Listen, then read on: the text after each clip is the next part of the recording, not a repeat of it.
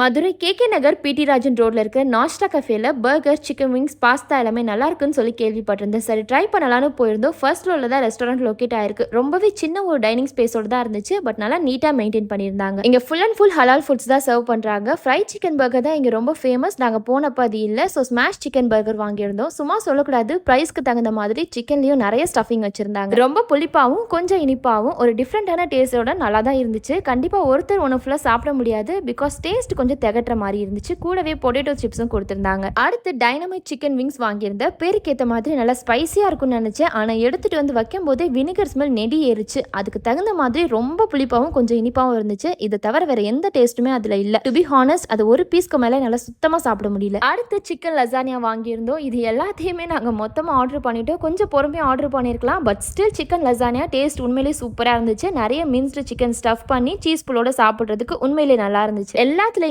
Vinegar and சுகரோட flavours தான் dominate பண்ணுது. இதை தாண்டி வேற ஏதாவது ஃப்ளேவர் சேர்த்தாங்கன்னா நல்லா இருக்கும். பட் இன்னைக்கு நாங்க அந்த அளவுக்கு ஹாப்பி இல்லை. கடைசியா வாயை ரெஃப்ரெஷ் பண்றதுக்கு லிச்சி மொய்ட்டோ வாங்கியிருந்தோம். அதுலயும் அதிகமா லெமனை புழிஞ்சிட்டாங்க. இதுக்கு மேல முடியாதுன்னு கிளம்பியாச்சு. பாய்.